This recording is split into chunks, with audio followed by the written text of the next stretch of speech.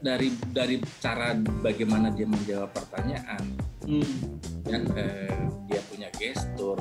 Pada saat dia bercerita itu kelihatan kalau dia ada bohong atau ditutupin, itu biasanya kelihatan ketika kita ngobrol. Usia, kedua adalah pengalaman, yang ketiga adalah kompetensi, yang keempat portofolio.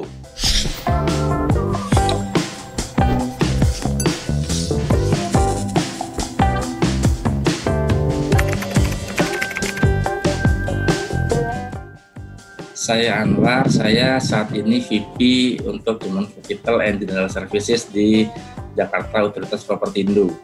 Jakarta Utilitas Propertindo adalah salah satu anak usaha dari Jakarta Propertindo, sebuah BUMD milik Pemprov DKI Jakarta. Oke, halo, saya Ayu Wardani. Saya kerja di PT Cisindo di Jababeka 2 sebagai HR Manager. Halo, selamat malam teman-teman semuanya. Perkenalkan, nama saya Soleh Al-Hakim, biasa dipanggil Hakim aja, atau biasa dipanggil Mas. Mas itu adalah singkatan dari namaku ya, Muhammad Soleh Al-Hakim, jadi panggil aja Mas. Saya di PT Infomedia Solusi Humanica sebagai GM HR dan Akademi. Dan kebetulan memang sudah beberapa tahun ya, kurang lebih 7-10 tahun berkutat di dunia akademi dan dunia HR. Pertama sebenarnya ada beberapa hal ya, ada beberapa hal terkait dengan budaya organisasi. Tapi yang paling yang pertama kali kita gali sebenarnya adalah yang kita inginkan adalah kompetensi kemampuan orang ini secara teknis dulu. Secara teknis dia cocok nggak ya untuk posisi yang akan dituju. Artinya misalnya saya mencari seorang accounting manager. Nah, saya harus menggali dia sebagai accounting manager tuh punya kapasitas nggak ya, punya kompetensinya nggak ya, punya skillnya nggak. Pertama sih itu yang kita lihat. Kemudian selain itu mungkin kita melihat attitude ya. Attitude. Kita bisa lihat bagaimana behavior orang ini, bagaimana sikapnya. Ini sejalan nggak, cocok nggak dengan budaya organisasi. Oke. Garis besar sih. Melihat sikapnya dari mana, Om? Ya, kan dari cara bagaimana dia menjawab pertanyaan, dan dia punya gestur, kemudian atau dari kadang pada saat pertama kali kita jumpa, kita sapa, kan biasanya saya akan bertanya dulu. Dia minta menceritakan latar belakangnya ya, pengalamannya sebelum lebih jauh detail ke teknisnya. Nah di situ kita akan melihat bagaimana gaya dia berbicara, gesturnya itu akan terlihat. Sebenarnya ini orang dengan karakter, dengan sikap-sikap yang muncul seperti ini, dia selaras nggak sih dengan budaya organisasi kita? Biasanya sih saya lihatnya dari attitude ketika kita interview. Ya, dari awal interview bagaimana attitude dia, kemudian dari beberapa kita kan ada isian untuk pelamar. Biasanya di situ ada terkait dengan pengalaman kerja dia, kemudian ada juga terkait dengan kelebihan dan kekurangan dia secara personalnya dia. Jadi dari situ nanti saya akan menanyakan terkait dengan konfirmasi terkait apa yang dia tulis, seperti itu. Oke. Kadang-kadang kalau kita interview itu pada saat dia bercerita itu kelihatan kalau dia ada bohong atau ditutupin, itu biasanya kelihatan ketika kita ngobrol. Karena kalau kita ini kan kebetulan di Masining ini tidak semua karyawan yang sudah berpengalaman itu bisa dipakai di kita meskipun dengan pengalaman yang sama. Jadi otomatis di sini pun nanti akan belajar. Paling tidak itu 3 bulan itu mereka untuk membiasakan diri. Okay. Nah, jadi kami beranggapan bahwa siapapun itu ketika mau punya niat itu pasti bisa belajar, mau belajar pasti bisa kan gitu. Nah, sementara kalau sudah attitude, kalau udah dasar attitude-nya kurang bagus, nah ini yang biasanya jadi masalah seperti itu. Karena kalau skill tuh kita punya target bisa. Target kan bisa ditentukan kalau skill ya. Kita punya modul pelajarannya harus sampai seberapa itu kita bisa ukur, tapi kalau attitude kita nggak bisa ukur. Dia kapan berubahnya kita nggak tahu kan gitu. Kalau mencari seorang kandidat biasanya kan CV masuk nih ya. Setelah CV masuk, saya akan melihat daripada pertama pengalaman gitu. Kemudian yang kedua saya lihat usianya dulu nih. Pertama saya lihat pengalaman, yang kedua usia gitu. Nah, biasanya pengalaman itu ada beberapa orang yang awalnya dari prajurit karir gitu ya. Ada juga orang yang lompat-lompat gitu. Pindah ke perusahaan tapi naik pangkat terus gitu. Ada kayak gitu. Nah, dari 3 hal itu biasanya yang pertama tadi saya lihat usia, 2 adalah pengalaman, yang ketiga adalah kompetensi, yang keempat portofolio. Jadi portofolio itu adalah CV dan juga mungkin dia punya sertifikat apa itu biasanya saya lihat. Tergantung daripada posisi-posisi apa yang dilihat gitu ya. Misalnya contohnya manajer akunting ya gitu. Walaupun saya bukan orang akunting tapi saya orang HR, saya melihat mana yang cocok sesuai dengan perusahaan yang diinginkan. Jadi dilihat kesesuaiannya dengan kebutuhan kita juga ya. Betul. Karena nggak mungkin kita mencari orang tapi nggak sesuai dengan culture perusahaan. Contoh nih misalnya, contoh ini pengalaman yang ada nih. Ya. Kebetulan aku diminta mencari sekretarisnya direksi. Nah, aku datang dulu nih direksinya. Aku tahu direksi itu tuh adalah orang yang senang ngobrol. Kemudian yang kedua itu agak sedikit cowboy. Cowboy itu artinya dia nggak peduli dengan adanya aturan dan segala macam. Yang ketiga adalah dia kalau apa-apa suka last minute gitu. Beda dengan beberapa direksi lainnya. Kalau direksi lainnya tuh udah planning dia. Nah, yang ini beda nih gitu. Nah, aku harus cari orang, kebetulan yang dibutuhkan adalah sekretaris. Aku harus cari sekretaris yang benar-benar bisa mengikuti alur jalannya si bos nih, jalannya direksi kan. Harus sabar, harus sabar benar-benar, dari sabar ngikutin apa yang maunya bos yang tiba-tiba berubah, kemudian harus sabar dengerin apa yang dikatakan si bos gitu. Nah, aku harus cari orang yang kayak gitu tuh. Ya, walaupun mungkin pengalaman sekretarisnya besar, pengalaman sekretarisnya banyak, kemudian sekolahnya juga bagus dan segala macam. Tapi kalau nggak sabar, kadang-kadang ada kan hal-hal yang kompetensi tadi saya bilang tuh, ada yang nggak ada diajarin di sekolah tuh mas. Jadi cocok itu adalah ngelihat daripada apa yang diinginkan oleh user. Makanya seorang interviewer atau seorang recruiter itu kalau mau nyariin orang, dia harus tahu dulu apa yang dibutuhkan untuk bisa nge-match sama yang di usernya. Gitu. Jadi saya harus datang dulu nih ke direksi, saya harus ngobrol banyak direksi itu maunya seperti apa. Gitu. Setelah itu baru saya nanti cari yang benar-benar pas. Gitu. Artinya kalau ada lagi contoh. Kalau dalam konteks tadi sekretaris tadi berarti meskipun dia jago banget tapi hebat ya segala macam tapi dia nggak bisa ngerjain yang last minute, dia nggak bisa, kurang cocok berarti ya? Iya. Misalnya begini, dia bilang begini, kamu kalau melihat dari sebuah pekerjaan gimana? Oh, kalau saya sebuah pekerjaan saya harus bisa ini Pak, harus tertata, harus terjadwal dan segala macam. Terus saya tanya misalnya, kalau seandainya tiba-tiba ada sesuatu hal yang sifatnya urgent dan itu last minute untuk dilakukan, kamu seperti apa biasanya? Nah, itu saya akan ngelihat reaksinya dia. Wah, saya nggak bisa Pak kalau yang hal-hal yang kayak gitu. Nah, itu udah ketahuan satu. Wah, kalau menurut saya sih orang nggak bisa Pak ya last minute segala macam. Nah, ini nggak bisa, namanya bos kan nggak bisa disalahin kan, gitu kan. Kayak Mas Pusta misalnya punya sekretaris, saya mau meeting sekarang bisa nggak? Tolong cariin ya, gitu kan.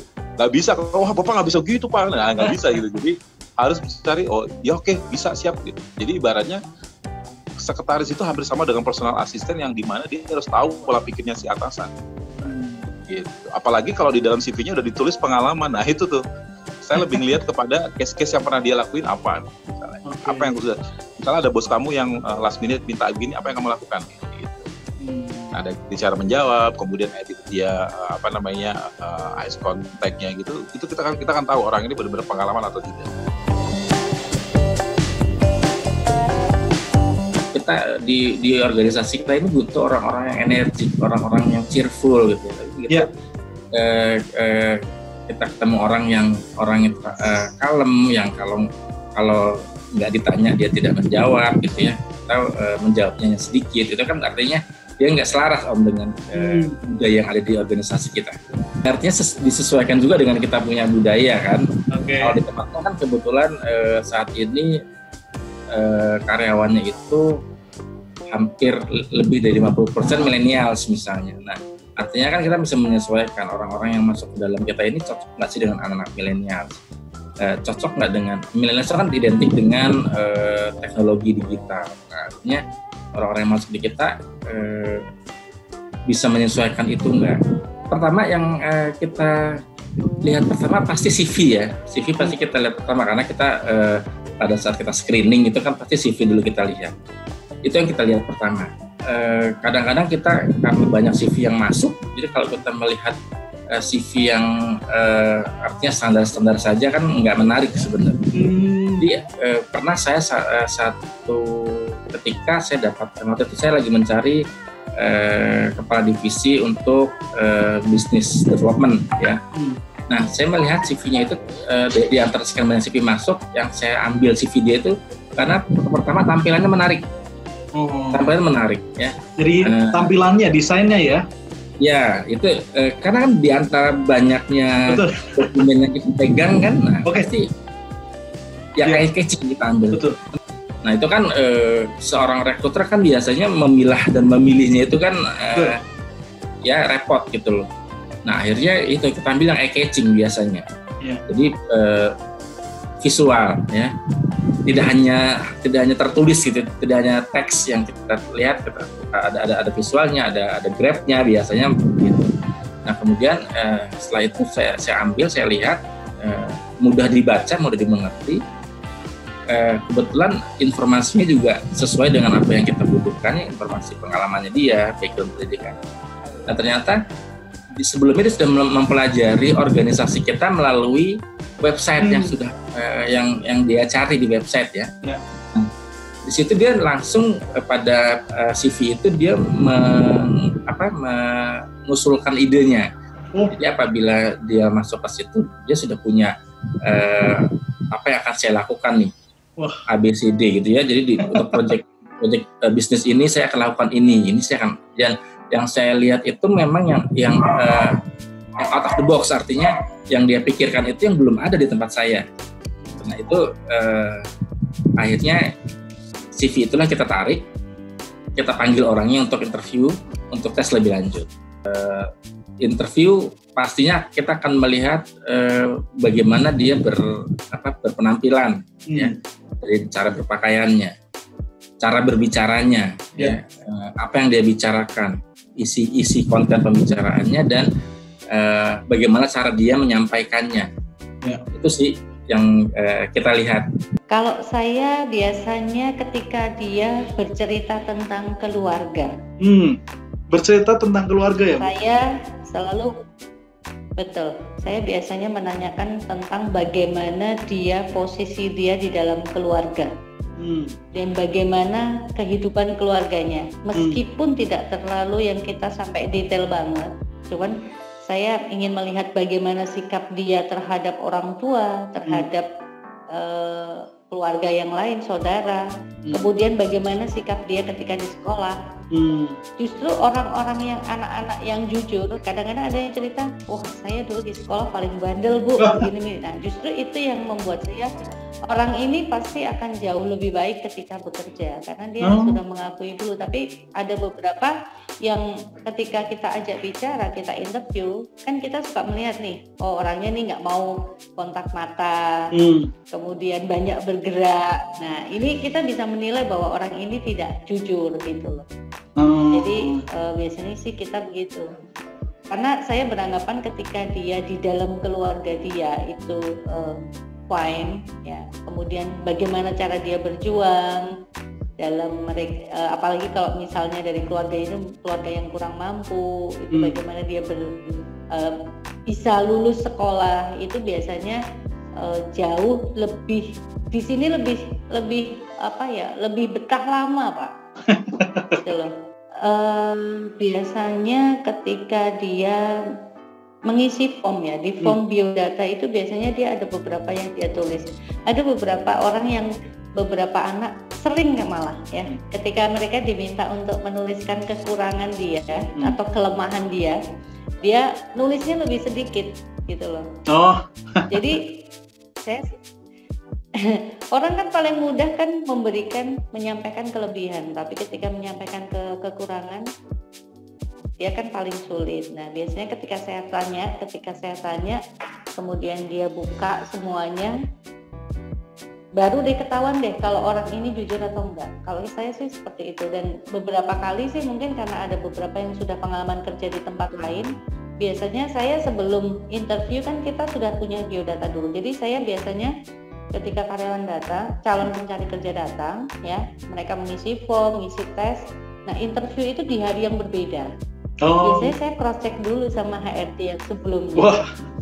Satu hal yang membuat saya pengen manggil orang kalau misalnya saya udah bahasa CV-nya itu adalah saya melihat daripada sesuatu yang berbeda daripada yang lain. Misalnya gimana tuh? Misalnya begini, kalau orang lain fotonya itu ada foto yang mungkin formal, ada mungkin foto yang begitu, tapi saya nggak mau yang alay ya fotonya ya. Karena foto juga bisa di touch up, ada Photoshop segala macam itu ada itu banyak. Tapi saya ngeliat ada sesuatu hal yang misalnya gini. Dibutuhkan seorang sosial media expertise atau social media officer gitu ya. Nah, biasanya kalau saya ngelihat membutuhkan itu, saya akan melihat orang masukin CV gitu, saya akan melamar sebagai social media officer gitu. Yang saya cek adalah sosial medianya dia. Oh, oke. Iya dong. Bagus nggak sih? Gitu. Seperti apa sih gitu? Sosial medianya biasa aja, oke, lewat. Wah, ini nih sosial medianya bagus nih, banyak hal-hal positif, oke, dia banyak ngisi konten dan dia rajin gitu. Dalam satu hari bisa 1-2, karena memang itu pekerjaannya kan. Nah, itu yang menjadi pembeda daripada yang lainnya. Kalau soal CV, ya saya pasti akan melihat tentang kegiatan-kegiatannya dia aja. Contoh kalau misalnya ada dua kan, misalnya orang yang lamar karena fresh graduate, orang yang lamar karena expert, karena pengalaman. Yang fresh graduate itu biasanya saya cari adalah kegiatan-kegiatan dia selama kuliah itu ngapain. Ya, tapi kalau di pengalaman, saya selalu tanya insight apa yang kamu dapetin dengan pekerjaan kamu sekarang. Nah, itu. Tapi itu kalau udah saya panggil, tapi kalau misal pas lagi di CV-nya saya ngeliatnya hanya dari bentuk pada CV-CV-nya lainnya aja. Kadang-kadang banyak yang menipu kan, nulisnya pakai bahasa Inggris, begitu ditanya tentang bahasa Inggris, maaf saya nggak bisa bahasa Inggris lagi gitu. Nah, biasanya yang membuat saya tertarik untuk lebih lanjut bertanya adalah satu dari cara dia menjawab. Kemudian yang kedua adalah bagaimana cara dia mengatasi sebuah pertanyaan yang agak susah atau menyudutkan dia. Contoh pertanyaan misal begini. Di kantor, saya bertanya kepada Mas Pusta. Mas Pusta kalau di kantor atau pada saat mau kerja, Mas Pusta nggak bisa bekerja dengan orang yang seperti apa? Paling susah gitu. Ya, Mas Pusta nggak bisa bekerja dengan orang yang seperti apa? Nggak bisa bekerja sama dengan orang yang bagaimana? Oh ini jawab ini. Ya, coba. Jawabannya apa kalau Mas Putri? Yang challenging orang yang kita punya value yang berbeda. Oke. Gitu. Bagaimana dengan orang-orang yang kayak misalnya males, moody, dan segala macam? Mas Pusa, apa reaksinya? Ya kita bisa nggak bekerja sama dengan orang kayak gitu? Ya, kalau kita memang sudah satu tim ya kita harus deal dengan mereka. Ya, artinya ada penyesuaian dari diri kita. Pertama penyesuaian, yang kedua harus improve ya. Improve, membantu mereka supaya improve gitu. Ya, exactly. Jawabannya adalah memang kalau bertanya seperti itu, jawabannya cuma satu. Saya bisa bekerja dengan orang seperti apapun. Kebanyakan orang terjebak dengan jangan jawabannya misal begini. Kalau saya tanya, Anda nggak bisa bekerja dengan orang yang seperti apa? Saya nggak bisa bekerja dengan orang yang males, saya nggak bisa bekerja dengan orang yang moody, saya nggak bisa bekerja dengan orang yang kalau diajak ngomong gini. Buat saya itu lewat. Artinya dia pilih-pilih orang kan? Iya. Emang Matusna boleh pilih-pilih karyawan, boleh pilih tim kerja gitu. Nggak bisa. Padahal itu baru ngelamar, nggak bisa. Gitu. Maka jawabannya benar adalah saya bisa bekerja dengan siapapun. Oke. Dan itu banyak banget yang gagal dari pertanyaan itu. Wah, ini jadi bocoran dong ini. Exactly. Saya senang banget membuka bocoran-bocoran para pertanyaan-pertanyaan HR gitu. Jadi seperti orang sulap membongkar ilmunya gitu kan. Yang pertama adalah dari performance dulu ya. Biasanya saya akan lihat dari performance gitu. Seberapa dia mau mengorbankan dirinya untuk ketemu dengan saya, orang HR yang akan mempekerjakan dia. Biasanya saya akan lihat, kalau dia ngelamar sebagai seorang sekretaris, maka dia akan mencoba untuk membuktikan dirinya dia layak menjadi seorang sekretaris. Kalau misalnya dia seorang desain grafis atau dia apa, dia akan juga melihat orang seni kan. Nah, biasanya saya akan mencoba mencocokkan orang seni dengan orang orang kerja yang serius gitu, kayak sekretaris, finance, audit itu kan serius ya. Nah, sedangkan orang desain grafis atau orang-orang sosial media itu adalah orang-orang yang penuh kreativitas gitu. Nah, itu kadang-kadang saya bedain dari segi pakaiannya gitu. Yang pertama itu. Yang kedua adalah dari cara dia menyapa saya, melihat saya, kemudian menyalami saya, dari cara dia duduk. Nah, itu juga menjadi salah satu pertimbangan. Memang attitude itu adalah nomor satu. Karena yang namanya orang memang istilahnya mencoba untuk memperkenalkan diri dan menjual dirinya untuk bisa diterima di sebuah kantor perusahaan, itu adalah suatu hal yang orang mungkin gugup ya, gitu, melihat tempatnya, melihat orangnya, takut gagal. Gitu. Biasanya suka gugup. Kalau dia udah mempersiapkan dirinya jauh-jauh hari. Gitu. Nah, tapi kalau orang yang merasa bahwasanya yakin dengan dirinya, gitu ya. Makanya kalau dalam interview saya selalu bilang sama si interviewer ini, saya bilang, just relax, just be yourself, and tell me everything about the truth, gitu. Nah, itu saya selalu di awal ngomong kayak gitu. Relax aja Mas Pusta silakan ngomong aja cerita aja sama saya, misalnya gitu ya, Mas Pusta interview dengan saya. Nggak usah tegang, nggak usah apa, anggap aja dia sebagai pembicaraan. Tapi saya nanya nanti Mas tinggal jawab aja. Nah, itu juga menjadi salah satu pertimbangan. Kadang-kadang ada yang kedua yang berikutnya, ketiga adalah cara menjawab ya. Ada yang menjawabnya karena ini open-ended question, ada jawabnya cuma sepotong-sepotong, kayak nggak niat. Kemudian ada juga yang menjawabnya terlalu panjang, ngomongnya apa, cukup panjang, jadi melebar kemana-mana. Nah, buat saya juga, buat sesuatu hal yang nggak ada poinnya ya buat saya ya udah ini berarti nggak oke ya gitu. Terus kemudian saya ngeliat kompetensinya juga, jadi sambil saya mendengarkan apa yang menjadi omongannya dia, saya baca juga dengan mencoba cross-check dengan apa yang ada di dalam CV-nya dia. Atau form wawancara yang pernah dia isi. Nah, itu sih kalau saya ya. Jadi bobot daripada dia ngomong, bobot daripada apa yang dia katakan, kemudian bagaimana cara dia memperlakukan saya sebagai seorang interviewer, itu juga menjadi masuk pertimbangan saya. Ya, yang relax, ya, eye contact, kemudian senyum, ya, terus kemudian dia tidak terlalu kaku, kemudian menggunakan body language yang sopan, yang baik, gitu. Duduk seperti tegak gitu ya, kayak orang ya pada layaknya orang semangat untuk interview. Itu sebenarnya basic ya sebenarnya, tapi memang kadang-kadang ada orang yang ada juga misalnya orang nggak sadar nih, misal di interview gitu terus duduknya begini. Nah, ada kan gitu. Ya, terus kemudian saya bercerita. Ada juga yang gimana ya Pak ya, saya tuh udah bekerja berapa, jadi tangannya tetap seperti ini gitu. Terus kemudian ada juga yang kadang-kadang kalau cewek tuh nggak sadar tuh, mereka ada yang ya gimana ya Pak ya, matanya lihat ke atas gitu. Jadi kayak orang nggak yakin gitu dengan apa yang dia katakan gitu. Tapi kalau misalnya duduknya sopan gitu, relax, kemudian seperti kayak kita ngobrol begini, terus kemudian eye contact dan dia ngomong dengan perlahan-lahan dan kemudian ada isinya, saya lebih tertarik yang seperti itu. Tanya apa, dia menjawabnya kemana, itu juga namanya satu hal yang ini juga ya, minus juga nih kita lihat. Buat saya ketika seseorang itu serius mau masuk di tempat kita, pastinya mereka udah survei dulu 1 hari sebelumnya kan begitu. Gajiku berapa Pak nanti Pak? Nah,